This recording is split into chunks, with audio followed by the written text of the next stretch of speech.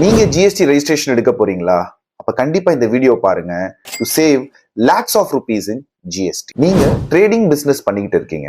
இப்போ உங்க turn over 40 lakhsக்கு மேல கிராஸ் ஆகுறதுனால இப்போ நீங்க ஜிஎஸ்டி ரெஜிஸ்ட்ரேஷன் எடுக்க போறீங்க. சோ உங்களுக்கு ஒரு கேள்வி என்ன அப்படின்னா, உங்ககிட்ட ஆல்ரெடி ஸ்டாக் இருக்கும். அந்த ஸ்டாக்குக்கு நீங்க ஜிஎஸ்டி பே பண்ணிருப்பீங்க. சோ அந்த ஜிஎஸ்டியை நீங்க இன்புட் டாக்ஸ் கிரெடிட்டா கிளைம் பண்ண முடியுமா?